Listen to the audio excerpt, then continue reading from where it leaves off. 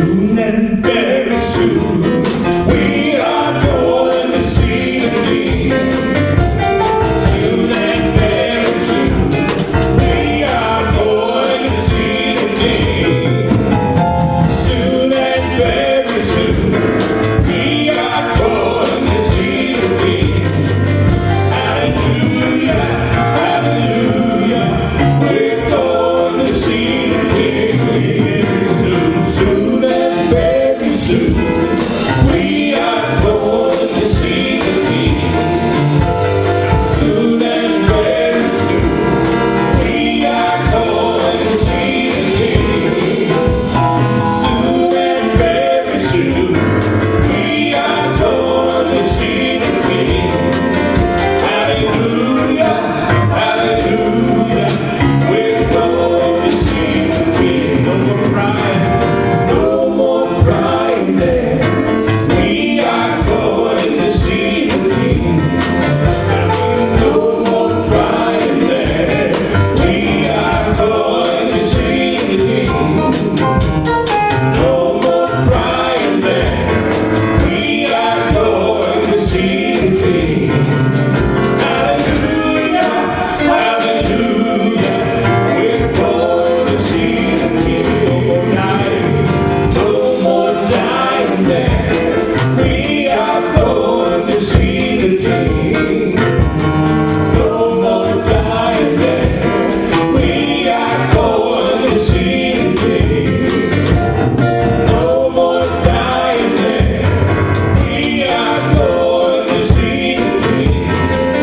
Hallelujah, hallelujah, we're going to see the King. Soon and very soon, we are going to see the King. Soon and very soon, we are going to see the King. Soon and very soon, we are going to see the King. Hallelujah, hallelujah, we're going to see the King. I believe it's a whole lot sooner than we even think. Good morning. Welcome to Restoration Fellowship on this fine Sunday morning. I want to begin by just sharing an announcement with you. I just heard today that our dear governor has decided that she will open churches next Sunday. The problem is she will only open them for 25 people at a time. I just want to tell you right off the bat, this is me, forgive me, that's downright pure discrimination. I will not open this church until everyone can come at the same time and love one another and worship together. Not going to leave anybody out. I hope that doesn't bug you. If it does, send me a note and I'll take it before the Lord and we'll talk about it. But I think it's all going to open pretty quick. In the meantime, please be patient. I'm glad that you're here today. One other little announcement. Bobby, tell us about the giving that you set up on our Facebook page. So there's two ways to give. This last week, you'll note that I posted a link, and that's for those of you that just are ready to start giving, but haven't contacted me for your own personal login. You can give that way. So you can get it all set up like that. Just do it right through a web page through your phone, or call me. Just send me a message there on Facebook through Messenger, and I will get in touch with you, and we can set it up so you can personally do it just with a little program on your phone. It's very simple. And it sends you a receipt immediately. You get a giving receipt just within seconds. And then again at the end of the year. And again at the end of the year. Yes, sir. So it's really fast. The great thing about it, that I just love about it, is that nobody has to worry about mailing in a check or going to pick up a check and then going to the bank to deposit it. The minute you run the transaction, it's in the bank account and it's all taken care of. So we thank you for trying it. If you got any questions, please let me know and I'll walk you through it. Thank you so much, Bobby. That we're trying to make all of this Corona thing as easy as we can on everybody. I'm just glad that we can get together, even if it's like this, and worship together. Today I have a very special message for you, and I will share the title and a little bit about it when we get into it. But right now, I want you to think of two things. Number one, expect a miracle. Number two, I'm looking for Jesus to come. Amen. Think about those two things. We'll talk about them in a few moments. In moments like these, I sing out a song.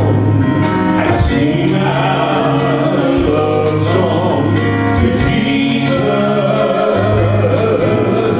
In moments like these, I lift up my hands. I lift up my hands to the Lord, singing, I love you, Lord. Singing, I love you, Lord. Singing, I love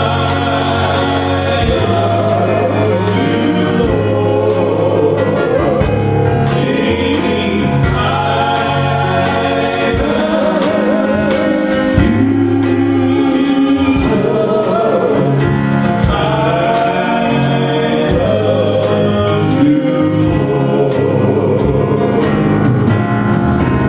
Moments like these, sing out a song. I sing out a love song to Jesus.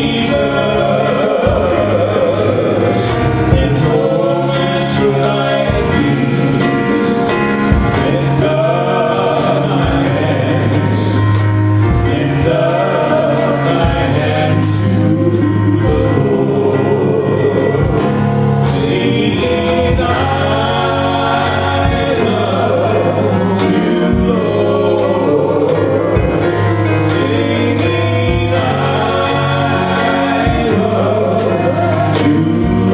Singing,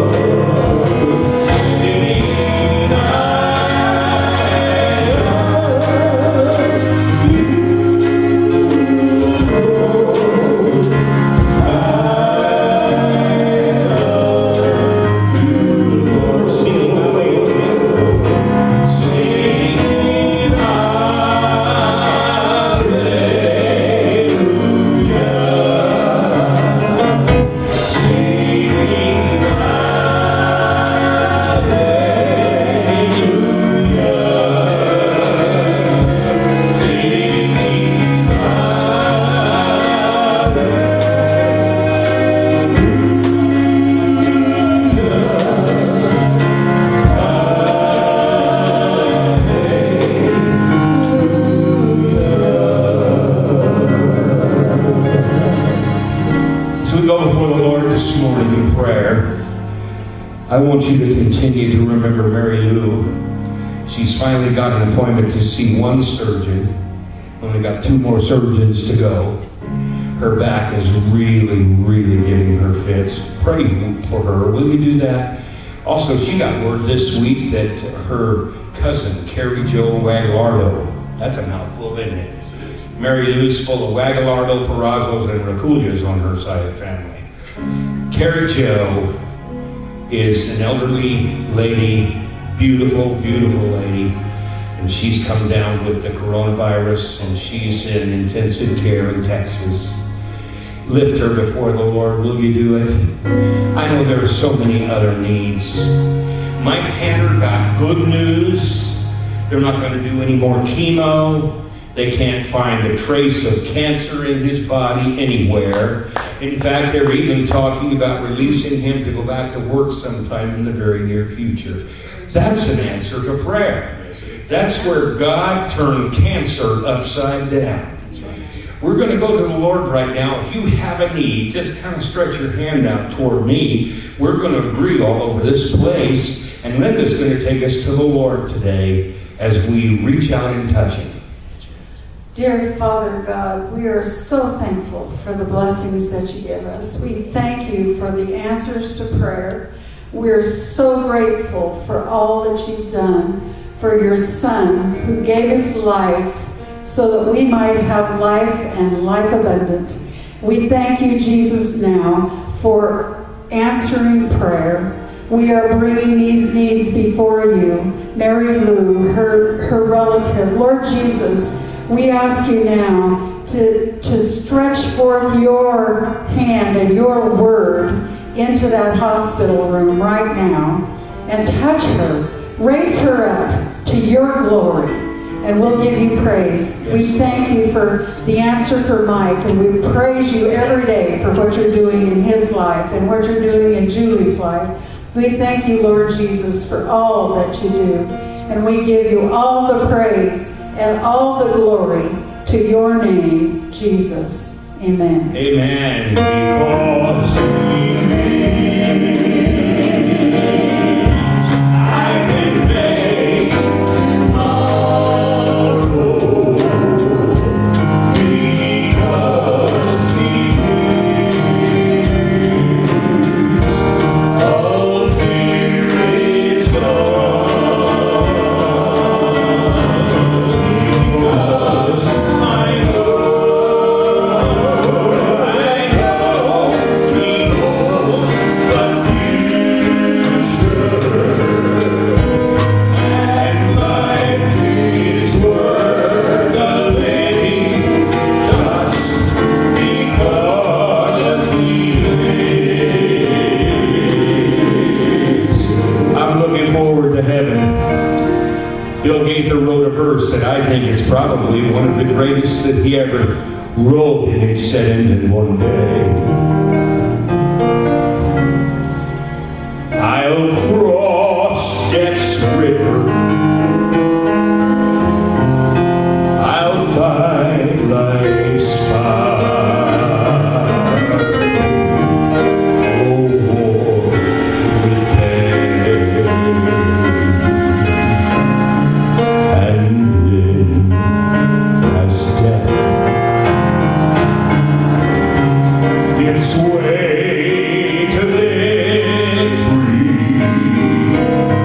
I'll see the lights of glory, and I'll know he reigns again. Because he lives, I can face tomorrow. Because he lives, all fear is gone. Because I know he holds a future, and life is worth the living just because he lives.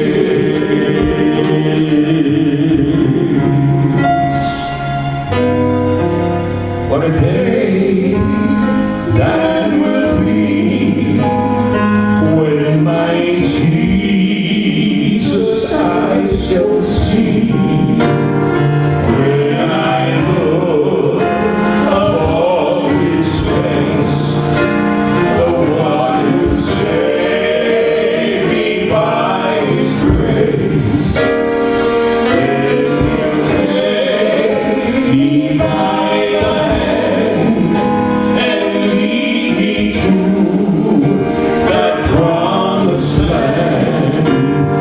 What a day, glorious day, that will be. Many years ago, my little brother Nick asked me if I would go to Sweet Home, Oregon, and play for him as he sang for one of his best friend's funerals. Young man had died in the woods. My little brother was a fairly new Christian, having graduated from Teen Challenge. And I remember listening to him sing that song. And the tears flowed, and he was under the anointing of the Holy Spirit. Little did we know that almost a year to the day, we would be back in that same church, and I would be singing it at his funeral. Oh, how God works. I remember him singing, there'll be no sorrow there, no more burdens to bear, no more sickness, no more pain, no more crying over there. Then forever I will be with the one who died for me. What a day, glorious day that will be. Lord, sing it with us. What a day that will be when my Jesus I shall see.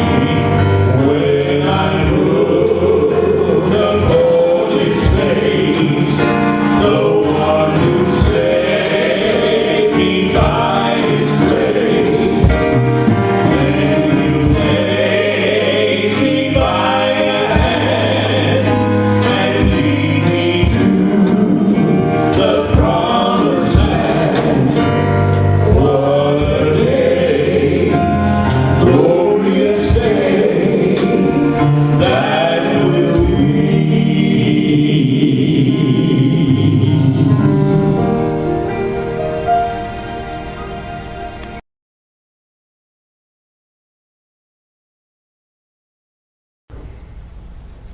My message today is entitled, actually I have two titles for it. Number one is expectation.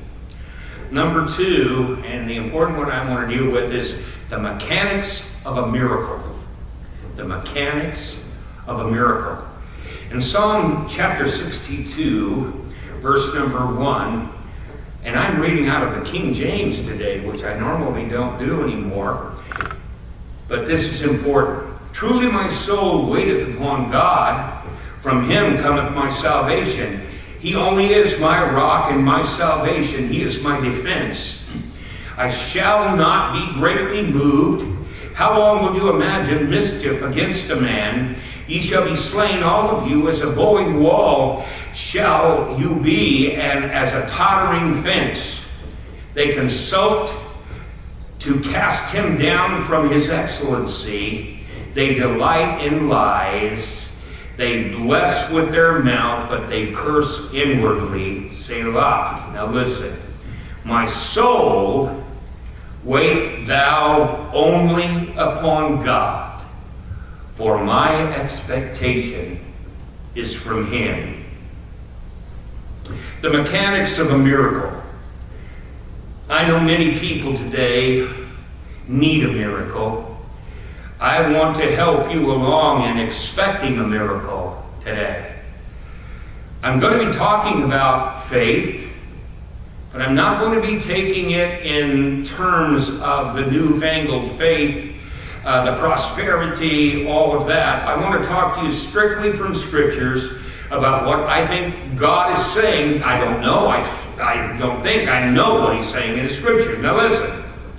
First of all, if you want a miracle, there has to be an atmosphere of expectancy. I remember when I was a little boy, my mom and dad, they were from Arkansas. And my dad got up and he was preaching and talking about going to camp meeting in Arkansas. And every year this little lady would stand up and she had a goiter about the size of a cantaloupe. And it was on her neck. And she would get up in testimony services every single year and she would say, I just want to praise God for healing me of my goiter. And she would sit down. Next year, there she was. She would stand. I just want to thank God for healing my goiter. This went on, I think, 2 or 3 years. And finally, the lady stood up, as clean and pure as the driven snow. Her skin was perfect. And she said, I'm here to tell you that God heals. And the whole place went crazy. As you can only imagine. Anymore, I don't think, you're going to have to excuse me, my throat's a little bad. I don't know how many Christians really look with expectancy for miracles, true miracles. The people who go to these big faith prosperity meetings, they're there for one thing, what they can get out of it. That's not the way to get a miracle. The way to get a miracle is to take God at His word and use His word. Now, God hasn't left us stranded, but He has given to us example after example of what happens when you create an atmosphere of expectancy. One day in Acts chapter 3, one day Peter and John were going up to the temple at time of prayer at 3 in the afternoon. Now a man crippled from birth was being carried to the temple gate called Beautiful, where he was put every day to beg. He didn't give up a day. I want you to know that he was there every day. How many times have I seen people? Now I know we've got a little fandangles in our old age here, but I remember the old altars that we would prostrate ourselves across. And we would believe God and we would pray through. How many times as a pastor I would walk down and I would listen to people pouring their heart out and saying, oh God, I have to have a miracle today. I'm not leaving until I get a miracle. I'm believing you for that miracle. In Jesus' name, amen. And they were out the door, and by the time it went down to go, they were at McDonald's getting a Big Mac. That's not an era of expectancy. I also know people on the other end of the spectrum who believe God. Mike Tanner is a great example. I've never heard one negative thing out of that young man. So eaten with cancer, and yet every day he would say, Pastor, I'm getting better every day. I know God's got it under control. Here's this lame man. When he saw Peter and John about to enter, he asked them for money. Peter looked straight at him, as did John. Then Peter said, look at us. So the man gave them his attention, expecting to get something from them. Then Peter says, I don't have silver or gold, but what I have, I give to you. In the name of Jesus Christ of Nazareth, walk. You can have a crusade with hundreds and thousands of people. And you can call it a miracle crusade. But if people come expecting to get something out of it more than a healing or a miracle, it's no good. Just because you show up and somebody prays for you, no. You have to, in your own life, create an atmosphere of expectancy. There was a woman with the issue of blood. You know the story. It is in Mark chapter 5. How this woman, she saw the crowd passing. She had an issue of blood. And as she saw the crowd passing, she said, all I need to do is touch the hem of his garment. She made her way through the crowd, and with one last final little lunge, she touched the hem of his garment. That was it, a touch. She didn't grab him. She didn't jerk him. She didn't yell or scream or anything. She touched the hem of his garment. And immediately he said, I just felt virtue leave me. As it flowed into her. She was immediately healed. He turned around and said, well, you're healed. Now get out of here. Or join the crowd and walk with us. What a miracle God we serve. We have to create that atmosphere of expectancy.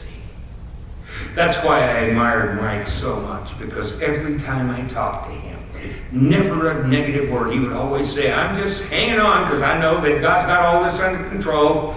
And the doctor would give him a negative report, and he says, God's not through yet, Pastor. I remember a couple of times we got right down and had praise services over the phone. And I saw him under the anointing of the Holy Spirit begin to cry out to God. And then he would pray for us, and I felt like I got more out of it than he did. Why? He had built an atmosphere of expectancy. You know, I don't think it's right,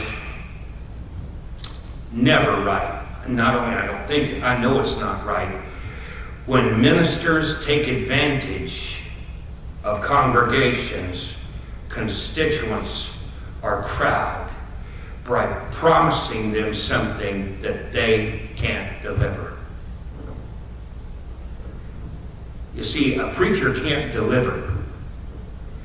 It's only God that can deliver. And you've got to create the atmosphere for him to want to come. Okay? For him to say, I will. The second thing is, expect the mechanics of faith to produce the miracle that you need right now. I don't know what you have need of today, but I know several people that have miracles that they need to happen. I'm waiting for heaven. I can't wait to get there and have a new body and a new mind. Mary Lou would say she's sure glad I'm going to have a new mind.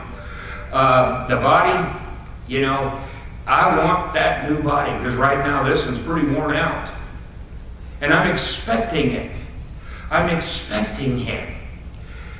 But I'm also believing God that he can do a miracle right now. Last week I came to you and I shared with you, I was deathly ill all day. It took me forever to get my clothes on and come down here. And I struggled and we made it through. You see, God doesn't always promise that things are going to be total and complete. Listen, for 14 years, almost 14 years, there have been more Sundays than not. It took me almost an hour to get dressed, and I would drive down here so sick I could hardly walk. When I hit that front door, all of a sudden the Holy Spirit would come upon me, the blood of Christ would take charge, and I would be as well as could be. I would come and I would minister at the piano. I would preach a sermon, walk back out, get in my car. By the time I got home, I was right back in bed. Well, you just didn't have enough faith to believe for it all of the time. I'll tell you what I had faith to believe for, that God would get me through that day. Sometimes I think we act and we ask something that is amiss of God. See, I'm the one who I'll start with the daily things, because I know in the big things when they come, he will be there to provide for me. Now, let me go on. You know, expect the mechanics of faith and of a miracle to produce that, what you need right now. Now let me tell you, where do you get that kind of faith? Where do you get the kind of faith to expect a miracle right now? Well, I turn on the TV and I listen to Kenneth Copeland, or I listen to so-and-so, or I turn on Joel Osteen. He has such great words. Ladies and gentlemen, I hate to tell you, that's not going to cut it. Until and if and only if they share. Listen, faith comes by hearing. Hearing comes by what? It comes by the Word of God. Now here, let me tell you, it's not enough that the Word of God is spoken to you. The Word of God needs to live in you. You stand upon that. That's your foundation. The foundation of faith, of your faith, based on God's Word, creates the atmosphere for a miracle. Faith comes from hearing, Romans 10 says. Faith originates with God. It's not something that you can yell and scream and dance and get all excited about. Faith originates with God. And it comes to us through His Word. Through His Word. I know all the time I say, in fact I said it today, when I prayed for my son, Todd, who's having a lot of trouble with IBS. And he was having a terrible day today. And I said, Todd, let's just agree. And I prayed for him, and I took authority over that illness. I couldn't lay hands on him. We were a couple of miles apart. But I took authority. I touched my phone and I said, in the name of Jesus Christ, Todd, I want you to be healed in Jesus' name. It's upon the Word of God. Hearing the Word of God means we can actually, and we can only hear God correctly when we know His Word.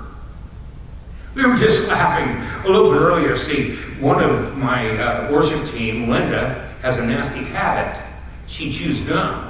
When I'm trying to rehearse, get ready for these services to tape them, I hear this popping going on. I look down on the front row, and there she is, chewing her gum and popping it. So she began to talk, because we both grew up in old-time Pentecost.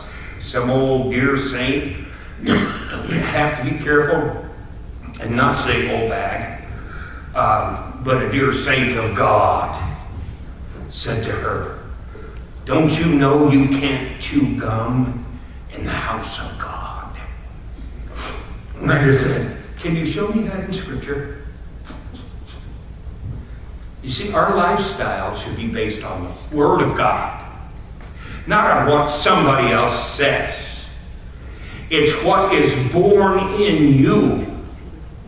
Faith comes by hearing, and hearing by the Word of God. Now, faith comes also by the preaching of the Word. Acts chapter 14, beginning with verse number 7, they continued to preach the good news. In Lystra, there sat a man crippled in his feet who was lame from birth, had never walked. He listened to Paul as he was speaking. Paul looked directly at him, saw that he had faith to be healed, and called out, stand up on your feet. And the man stood up and went walking and leaping and praising God. Sometimes, ladies and gentlemen, I think we need to do a little introspection. If I could say, every once in a while, we need to talk to our soul. We need to speak to our mind. We need to speak to our will and our emotions. I love Psalm 103. Bless the Lord, O my soul. And all that's within me, bless His holy name. Bless the Lord, O my soul, and forget not all His benefits. How many times have I quoted that when I was so sick I could not move? I didn't know that I could live another day. And there He was. Bless the Lord, O my soul, forget not all His benefits. Take a deep breath right now. That's life. God breathed the breath of life into you. Thank you, Lord, for that breath of life. Who forgiveth all thine iniquities, who healeth thy diseases, who redeemeth thy life from destruction, who crowneth thee with loving kindness and tender mercies, who satisfieth thy mouth with good things, so that thy youth is renewed like an eagle. Boy, am I waiting for that. I need a little eagle going on in me right now. We all do. They that wait upon the Lord shall renew their strength. That means to tie yourself to the Lord, like binding and twisting. They will mount up with wings as eagles. They will run and not be weary. They will walk and not faint. God has to be your only source. You can't trust God and Trump. You cannot trust God and the conditions of this world. When you trust God, you have to trust God. Let everything else fall apart, fall away, fall aside. My soul, Psalm 62 said, verse number 5, wait thou only upon God, for my expectation is from Him. If you expect a miracle, you only need to look one place. And that's to God. How do I look to God? Well, you start with getting in His Word. You would be surprised how many born-again believers are so spiritually ignorant. You could tell a room full of people, will you please look up Hezekiah 12:1, and everybody will start reaching for Bibles. Ladies and gentlemen, there isn't a book of Hezekiah. There was a guy named Hezekiah. We have people who are scripturally ignorant. Get yourself in the Word. Study to show yourself approved, a workman that needeth not be ashamed, rightly dividing the word of truth. When you do that, you have solid ground to stand on. You have the basis for a miracle. You have the mechanics for a miracle. He goes on. He only is my rock and my salvation. I love that. He only. Ain't nobody else. He's my defense. I shall not be moved. In God is my salvation and my glory, the rock of my strength, my refuge is in God. Now let me turn and share this with you. I'm expecting Jesus to come a lot sooner than later. I've been reading the scriptures since I became a Christian over 50 years ago. I don't know how many times at a funeral service I would read this scripture. And it's never more timely than right now in 1 Corinthians 4. But I would not have you ignorant, brethren, concerning them which are asleep, that you sorrow not, even as those who have no hope. For if we believe that Jesus died and rose again, even so them also which sleep in Jesus will God bring with him. For this we say unto you by the word of the Lord, that we which are alive and remain unto the coming of the Lord shall not prevent them which are asleep. For the Lord himself shall descend from heaven with a shout, with the voice of an archangel, with the trump of God, and the dead in Christ shall rise sometime. No, the dead in Christ shall rise first. There is no greater hero than one who has lived in faith and died in faith. I posted a picture a couple of days ago of my wife and my mother-in-law. Angela Rakulia was an angel. In fact, that's what Mary Lou has taught Rory to call her when she sees her picture, because that's what it means at the time. I remember the minute I met her, I was already in love with Mary Lou, but what sealed the deal was when I met her mom. The sweetest, most godly woman, and she wasn't bad to look at. And I figured if my wife will grow up to be half as pretty as this lady, I'm marrying her right now. She was special. I remember I would get on the phone and I would talk and I could hear her breathing, but she was not being able to communicate in the hospital. I remember going to California and sneaking into her room in the wee hours of the morning and going in and sitting by her bedside and having a conversation, though she could not answer me. Our spirits bore witness of one another. I cannot wait to see that lady. I know where she's at. So I didn't have to sorrow when she passed on. I didn't have to sorrow when I said goodbye to my parents. I didn't have to sorrow as those who have no hope. And my little brother was killed and my older brother died of cancer. Why? Because I believe when the trump of God sounds, they're going to be the first ones to rise. And they will meet me when I'm caught up to meet with him in the air. That's something to thank God for, church. That's what I base my Christian walk on. The hope for tomorrow. And when we which are alive and remain shall be caught up with him in the clouds to meet him in the air, so we shall ever be with the Lord. Now listen to this. Wherefore comfort one another with these words. Those are the words of comfort. You know, I remember my mama always talking about Job's comforters. You know what I mean? When you're down and out, you don't need somebody to walk up to you and throw their arms around you and say, "Now, brother, I just understand how bad this is, and I feel so bad for you. And I know things are probably going to get worse before." No. I want somebody who will lay their hand on my shoulder and offer a word of blessing and fellowship. That's what the world needs today. You have a friend that needs a miracle, then you create an atmosphere for a miracle. Because for those who have no hope, Your faith is the only miracle they're going to have until they turn to Christ themselves. Let me hurry. I'm expecting Jesus to come. Luke goes into great detail.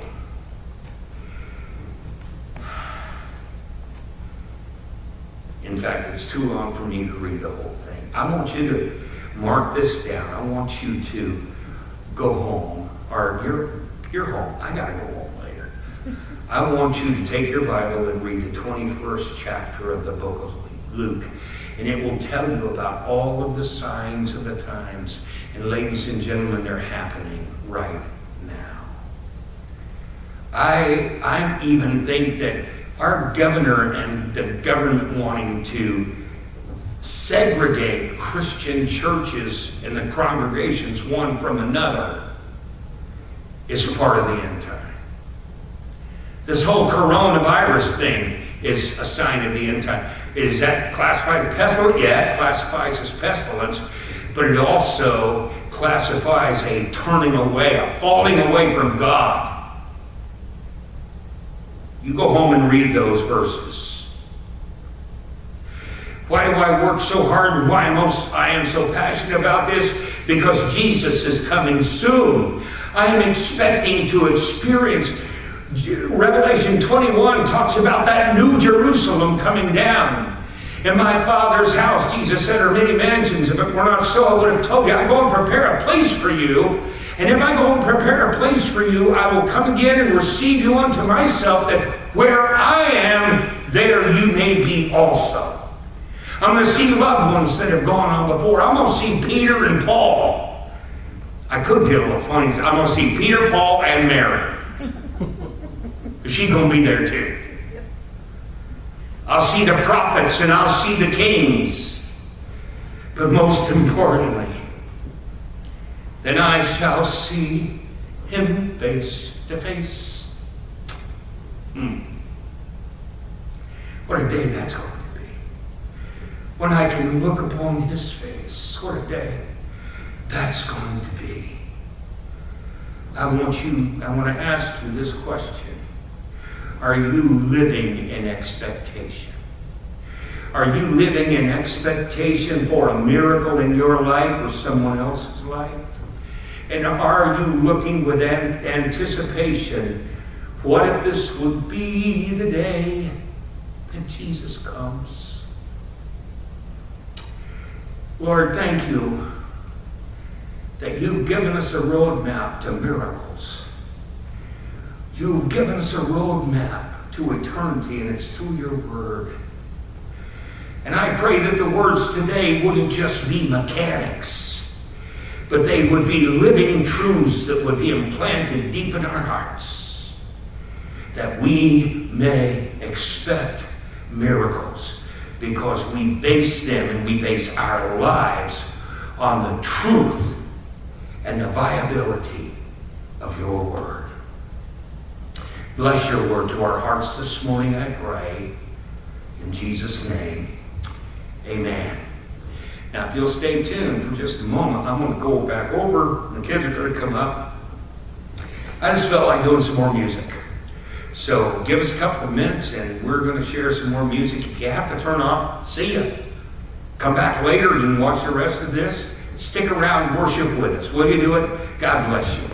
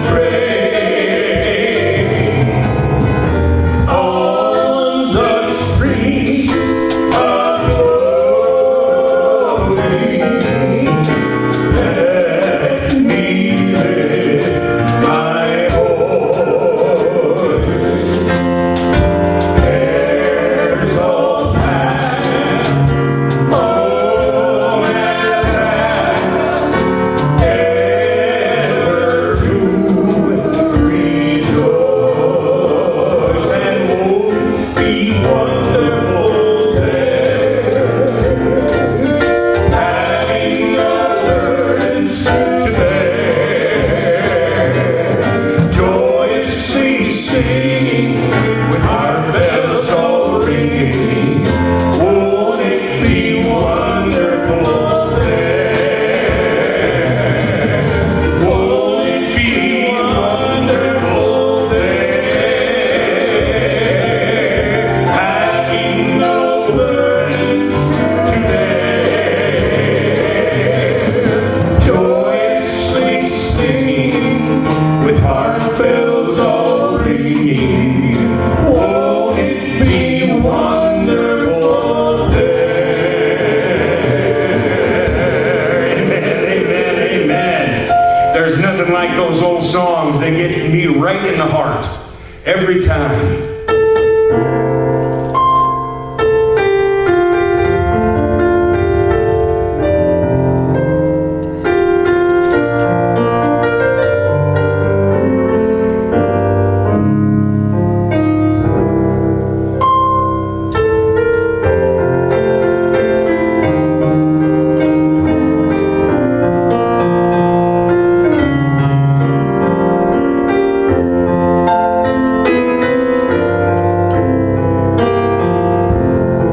Turn your eyes upon Jesus. Look full. Turn your eyes upon Jesus. Look forward. Look forward in His wonderful face. And the things of earth will grow strangely pale in the light of His glory and grace. And what a day that be when my Jesus I shall see. When I look upon His face, the one who saved me by His grace, then He'll take me by the hand and lead me to that promised land. What a day, glorious day, that will be. Let me tell you something this morning. It would not hurt me, my feelings a bit, if we never met back in this church again. But that God would just lift us home. Come and get us. The trumpets sound, the dead in Christ shall rise, and all of us can go. Then they can turn this into a used car lot if they want, but the crosses stay. They'll always be a reminder.